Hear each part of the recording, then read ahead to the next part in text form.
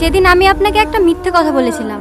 আসলে সমস্যাটা আপনার হাজবেন্ডের না, সমস্যাটা আপনার।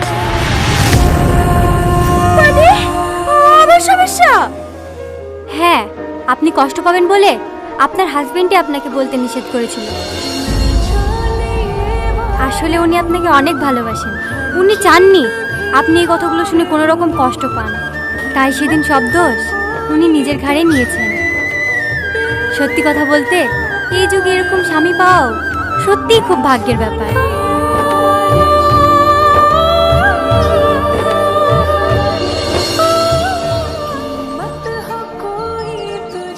কি রে বান্ধবী, কি করছিস? এই তো বসে আছি। বস। কি রে, আজ তোদের বিবাহ বার্ষিকী, এভাবে মন খারাপ করে বসি কেন? ভাইয়ের সাথে কোনো ঝামেলা টামেলা করিস নাকি? এই রীতি কাঁদছি কেন? কি হয়েছে তোর? আমি খুব খারাপ। তুই জানিস ওর কোনো দোষ নাই। ও চাইলেই যে কোনো মেয়েকে বিয়ে করে সন্তান দিতে পারে।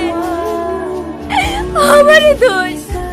আমি মা হতে পারবো না জানার পরেও ও আমাকে এত ভালোবাসে, আর আমি ওকে অপমান করার একটা সুযোগও ছাড়িনি। সবসময় বকাঝকা করি, একটু দোষ পালে আজ একটা কথা শুনে দিই, তাও আমাকে একটাও খারাপ কথা বলে না। কাঁদিস নি রীতি, কাঁদিস নি। তুই যে তোর ভুল বুঝতে পেরেছি, এটাই অনেক। তুই কষ্ট পাবে ভেবে ভাই যেমন তোকে বুঝতে দেয়নি তোর প্রবলেম আছে, তুই আর ভাইকে জানতে দিসনি। আজ তো তোদের বিবাহ বার্ষিকী, তুই এক কাজ কর, ভাইয়ের পছন্দের শাড়ি ম্যাচিং ব্লাউজ গয়না পরে সেজে বসে থাক। ভাই আসলেই সারপ্রাইজ দিবি, দেখবি ভাইও অনেক খুশি হবে আর তোর মনটাও হালকা হবে। কি হলো, আবার কাছে কেনে?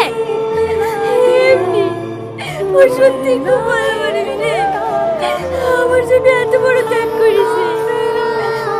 অত ভাবিস নি তো, চল।